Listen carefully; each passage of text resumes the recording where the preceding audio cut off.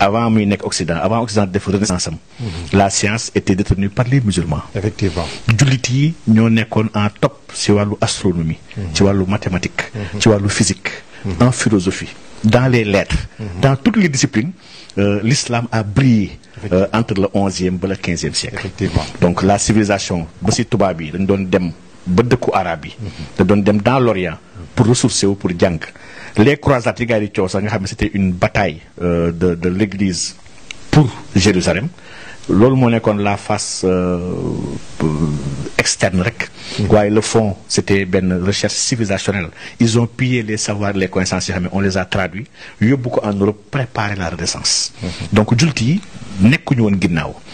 Et ils ont envahi le monde, ils ont dominé le monde. Fàttalikul Seydina Omar ibn Khattab rek nga xam ne islam dem na ba nekk empire. ñu dem conquérir les puissances yi gënoon mag jamono boobu. ñoom Byzance ak ñëpp nga xam ne ñoo nekkoon les puissances de l'heure. Islam ñun soumettre nañ leen ñu jébbalu suñu. Effectivement. Donc aujourd'hui bu ñu demee ba jullit yi nekk ndaare. fépp ci àdduna bi fu ñuy dóoraate ay jullit la ñuy dóor. fépp fii xam ne tardé am na fa ay jullit fa nekk ñu jullit ñoo war a poser waat une question. ndax li ñu Yonent bi sam bàyyi woon ñu ngi ci ba tey. Voilà. Sénégal gii nag man dama jàpp ni kaamil yu gars yi di jàng dafay bokk dafay tax sax li tax yàlla gën ñu mere ndax Sénégal wallaay dëkku contradiction bu extraordinaire la maanaam dëkk la bi nga xam ne niñ fii tooñee yonent yàlla Muhammad sallallahu alayhi wasallam man jàpp nañ tooñee ko ci benn dëkk. dëgg la niñ fii sosalee yàlla ak di ko fontoo di ko utal ay dendaleek ay taqaleek ay morom defuñu ko ci beneen dëkk. dëgg la nu ñuy salfaañee aqi diine kenn ku nekk taxaw benn ku ndaw sax mën na jékki-jékki dafay def ay fatwa mel ni comme mufti la. di wax lu ko neex. ay nit di woote yonent saa yu leen neexee. ñiy réinventer islam di dàq ay piliers islam ak di saxal yenn piliers islam ay nit yi simple di ko def te loolu yonent sax amul sañ-sañam. man Sénégal ñu yebee yàlla gaw ma ne am na dëkk bu ko yebee borom bi. bu ñu toogee nag ñun fii nag dañuy jàng alxuraan. alxuraan c'est vrai que jàng ko baax na.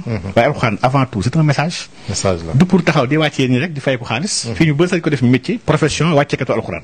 wallaay donc wàccee kaamil du profession. mais fii am na fi paa yi xam ne dañoo jàpp ne wàccee kaamil profession la. effectivement donc alxuraan yàlla daf ko wàccee mu nekk risaala. pour doomu aadama yi.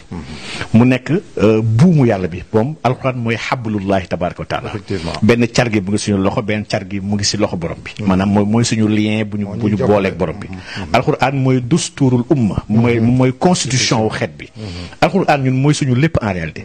mais fii Sénégal alxuraan respecté wuñu ko fi. effectivement maanaam lu ñuy woowee république du Sénégal faalewul alxuraan. dafa wax ni sax alxuraan constitution moo ko féete kaw moo ko gën. effectivement ndax la république elle est laïque démocratique et sociale maanaam nanguwul alxuraan moom. donc alxuraan boobu nag bu ñu ko jàppee di ko jàng dëkk bi nga xam ne nawuñu alxuraan respecté wuñu alxuraan jëfewuñu alxuraan. ndax état bi jëfewuñu alxuraan. suñu cours et tribunaux yaa ngi nii faalewuñu alxuraan. li ñuy sukkandikoo ay loi yu ay nit bind. ay tubaab ko bind. alxuraan boobu nag man jàpp ma ni instant yi mën na secourir Sénégal wax dëgg yàlla. te itam sam jàngaloon nañu sax nañu rubba qaari al quran wal quran yal'anuhum. effectivement am na ñu bëri ñoo xam ne ñu ngi jàngal xale xam nga leen rëbb. ndax jëfeewuñu ko fonkuñu ko respecté wuñu ko. donc man gëw ma ni Sénégal dañoo liyeewu dëgg-dëgg ci biir di dynamique jëriñoo alxuraan. pour jëriñoo alxuraan nag fi ñu war a tàmbalee. mooy être dans la recherche. ndax man gëm naa ni alxuraan. dañ ko war a ubbi di ko wëlbati di ko xool di ko jàng alxuraan yàlla sax nañu afalaa yatadabbaruuna alxuraan. alxuraan war nañu ko jàpp di ko yóbbu sens dessous parce que toutes les connaissances les savoirs les secrets maanaam la technologie ak lépp mu ngi ci biir alxuraan.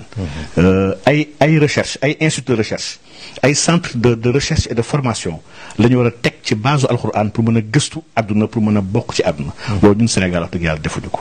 donc aujourd'hui fi àdduna toll. ak partition bu islam waroon joué.